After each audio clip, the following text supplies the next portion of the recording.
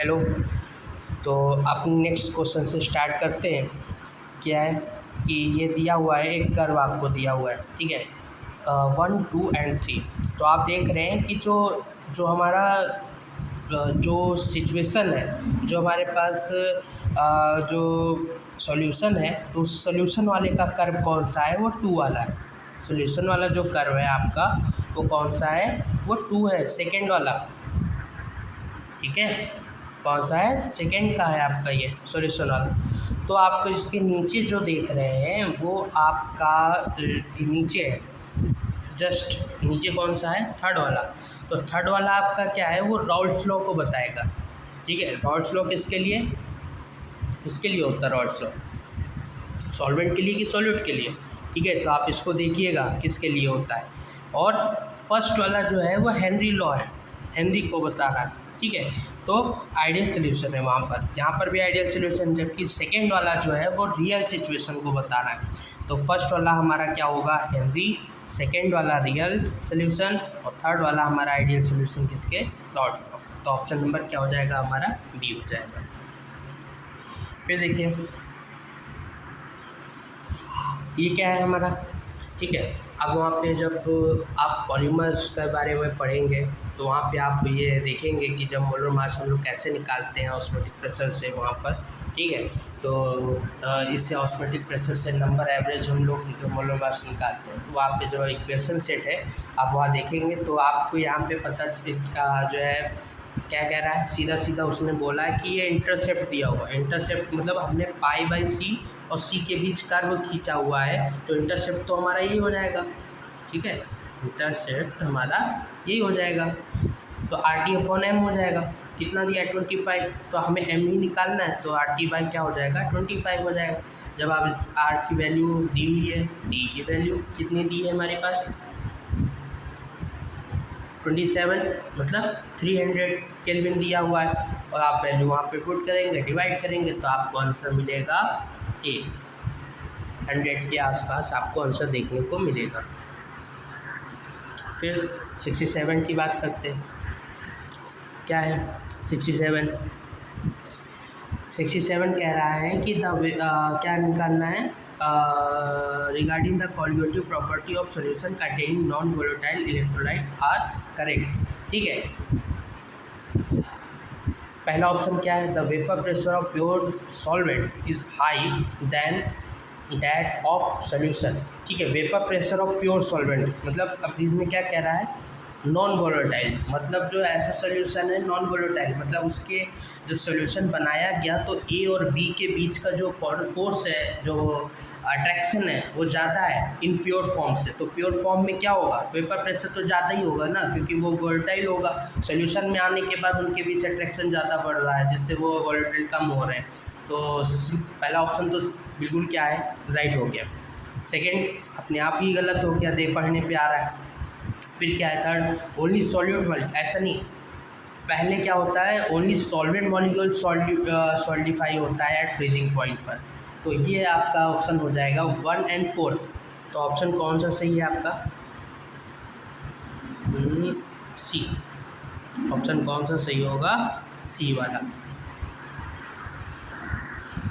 फिर आगे देखते हैं, फैक्टर अफेक्टिंग क्या बॉइलिंग पॉइंट जो एलिवेशन कांस्टेंट होता है, ठीक है।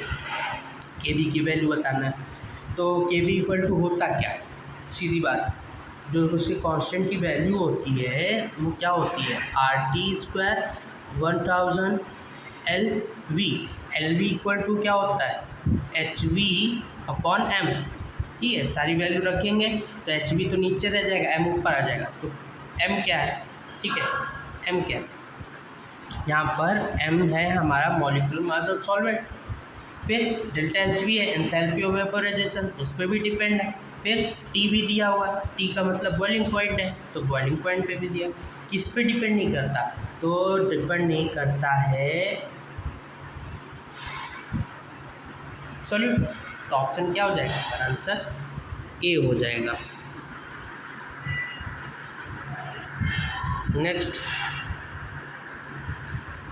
अब देखिए क्या दिया हुआ है, कह रहा है conductivity of the cell is, जो कंडक्टिविटी ऑफ सेल है is filled with this concentration resistance दिया हुआ है, molar conduction of the solution is जो है मोलर कंडक्टेंस भी दिया हुआ है और सेल कांस्टेंट निकालना है। तो देखिए क्या करना है, करते क्या है, लेमडा क्या होता है k इंटू 1000 इंटू अपॉन सी होता है कंसंट्रेशन जो है। अब R इक्वल टू क्या होता है रो एल अपॉन ए ही क्या है, एल अपॉन ए ही है सेल कांस्टेंट, ठीक है। अब देखिए यहाँ से हम लोग देखिए सबसे पहले हम लोग के निकालें, लेमडा की वैल्यू दी हुई है, लेमडा की वैल्यू कितनी दी हुई है यहाँ पर 120 दी हुई है कि नहीं दी है, कितनी दी है 120 दी है, रखा। अब देखिए कंसंट्रेशन C की वैल्यू हमने यहाँ पे पुट किया 1000 को नीचे भेजा, ठीक है। तो यहाँ से हम लोग क्या निकालेंगे, K की वैल्यू निकालेंगे और K की वैल्यू आने के बाद जानते हैं K इक्वल टू क्या होता है 1 अपॉन रो होता है। तो रो इक्वल टू जो रेजिस्टिविटी है स्पेसिफिक वो उसको निकालने के लिए 1 अपॉन के करना पड़ेगा। तो के की वैल्यू 1 अपॉन की। अब देखिए सीधा वैल्यू पुट करना है, आर की वैल्यू दी है, रो की वैल्यू दी, निकाल ली है हमने, रख ली। अब बस क्रॉस मल्टीप्लाई करके एल अपॉन ए सेल कांस्टेंट निकाल लेना है अपना, क्या आएगा 0.72, आंसर हमारा क्या आ जाएगा ए। चलिए 71 क्या कह रहा है, इनफाइनाइट डाइल्यूशन पे हमें दिया हुआ है कंडक्टेंस की वैल्यू, किसके लिए दिया है, कैल्शियम एसीटेट के लिए, सोडियम एसीटेट के लिए और सोडियम आयोडाइड के लिए, ठीक है 1 2 3 इनको हम ब्रेक करेंगे ऐसा। अब हमें निकालना किसके लिए है, कैल्शियम आयोडाइड, मतलब कैल्शियम आयोडाइड का मतलब CaI2 के लिए निकालना है, ठीक है। तो क्या करना है, बस आपको जो है इक्वेशन को एडजस्ट करना है और इक्वेशन एडजस्ट करने के बाद जो वैल्यूज़ दी उनको पुट करते रहना है और जिससे भी मल्टीप्लाई करेंगे आप नंबर से उसको भी उस वैल्यू में पुट करना है और बस ऐड और सब्सट्रैक्ट करके हम कैल्शियम आयोडाइड निकाल। जैसे देखिए इक्वेशन 1 को एज इट इज़ रखा है, इक्वेशन 2 में हमने 2 से मल्टीप्लाई किया है और इक्वेशन 3 में हमने क्या किया है 2 से मल्टीप्लाई किया, इसको 3rd को ऐड किया है, 2nd को माइनस किया है और 1st को ऐड किया। आप करेंगे, अब इसको जब सॉल्व करेंगे इसकी वैल्यू से पुट करने के बाद आपका आंसर आएगा B274, तो यही आपका आंसर होगा। नेक्स्ट देखते हैं 72 क्या है, पोटेंशियल डिफरेंस दिया हुआ है 4.5, ठीक है। फिर इलेक्ट्रोड पोटेंशियल जो इलेक्ट्रोड्स हैं उनके बीच का जो डिस्टेंस है वो भी दिया हुआ है। फिर क्या है, salt of X at 27 degrees Celsius, how far would the X negative ion be expected to move in 2 hours, ठीक है। उसको हमें डिस्टेंस बतानी कितनी दूर।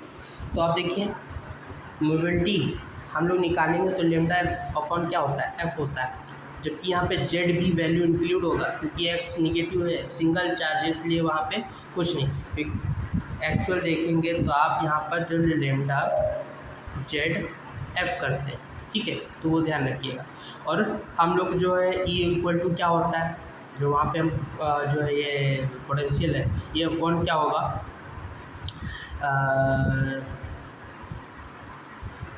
इक्वल टू क्या होता है V अपॉन L होता है, ठीक है। Mu equal to lambda upon F निकाल लिया, E equal to V upon L निकाल लिया, ठीक है सर। वेलोसिटी इक्वल टू क्या हो जाएगा म्यू इंटू E, ठीक है। अब देखिए वैल्यूज़ को पुट करेंगे, वैल्यू आ गई हमारे पास। फिर डिस्टेंस इक्वल टू क्या होता है टाइम और वेलोसिटी, मतलब वेलोसिटी इक्वल टू क्या होगा डिस्टेंस अपॉन टाइम, तो बस क्रॉस मल्टीप्लाई किया। टाइम को हमें किस में लेना, सेकेंड, मतलब 2 इंटू 60 मतलब मिनट सेकेंड में चेंज कर लेंगे, वैल्यू रखेंगे तो हमारे पास अपने आप डिस्टेंस निकल के आ जाएगी। और डिस्टेंस हमारी जो उसका आंसर होगा वो आंसर होगा 2.7 सेंटीमीटर, ठीक है। यूनिट्स का ध्यान रखिएगा करते समय। 73 की बात करते, ठीक है, क्या है 73 में कंडक्टिविटी ऑफ सैचुरेटेड सोल्यूशन दिया हुआ है, कंडक्टिविटी दी हुई है उसकी, ठीक है, एट 25 डिग्री सेल्सियस। तो what is the molar conductivity of the Cl ion at the infinite dilution if the molar conductivity of Ag+ की दी हुई है, सॉल्वेबिलिटी प्रोडक्ट भी दिया हुआ है। अब सॉल्वेबिलिटी प्रोडक्ट है मतलब Ksp इंटू क्या इक्वल टू क्या होता है S इंटू एस, मतलब एक Ag का और Cl का, ठीक है, S² हो जाएगा। तो हम लोग यहाँ पे जब उसकी कंसंट्रेशन निकालेंगे तो Ksp का क्या करना पड़ेगा, रूट निकालना पड़ेगा, तो वहाँ से C निकल आएगा हमारा। अब लेमडा इक्वल टू क्या होता है, लेमडा इक्वल टू हम जानते हैं लेमडा इक्वल टू क्या होता है, lambda K into 1000 upon C होता है ना, तो वहाँ से हम लेमडा एम निकालेंगे। और लेमडा एम निकालेंगे तो हम जानते हैं जो कोलोस लॉ होता है वहाँ पर, तो जो टोटल होता है वो Ag+ और जो निगेटिव आयन दोनों का सम होता है। जितने भी स्टेशोमेट्रिक होता है अगर नंबर है तो वो भी रखना पड़ता है, यहाँ नहीं है तो नहीं, तो वहाँ से हम लोग Ag जो Cl की वैल्यू को आराम से निकाल सकते हैं। ऑप्शन हमारा क्या आएगा, ए आंसर आएगा इसका, ठीक है। ये 74 की बात करते हैं। 74 में क्या है कि 2 इलेक्ट्रोड है X and Y, whose the molar conductivity increase by factor 20 and 1.5 respectively. X की कितनी 20 से, मतलब बहुत तेज़ी से, जैसे जैसे क्या रहा ऑन डाइल्यूशन पे करने पर क्या हो रहा है, जैसे जैसे उसकी जो है डाइल्यूट कर रहे हैं, तो डाइल्यूट करने के बाद जैसे मतलब वो ऐसा कुछ हो रहा है, मतलब बहुत तेज़ी से बढ़ गया उसकी कंडक्टिविटी। तो ऐसा कब होता है, ये वीक इलेक्ट्रोलाइट के लिए होता है, जबकि बगल वाला क्या है स्ट्रॉन्ग इलेक्ट्रोलाइट। तो X क्या है, X अगर X जो है क्या यहाँ पर स्ट्रॉन्ग इलेक्ट्रोलाइट है, नहीं X नहीं है, X क्या है वीक इलेक्ट्रोलाइट है। तो फॉर सेकेंड ऑप्शन क्या है statement, for weak electrolyte the increase in molar conductivity due to the increase in degree of dissociation of the electrolyte. सही है, सेकेंड ऑप्शन सही है, लेकिन फर्स्ट ऑप्शन नहीं। तो ऑप्शन क्या होगा हमारा, डी हो जाएगा। अब देखिए 75 का, ठीक है, सीधा सीधा उठा के क्वेश्चन है, कुछ नहीं। अब क्या है इसमें सब डीवे-हकल थ्योरी से लिया गया है।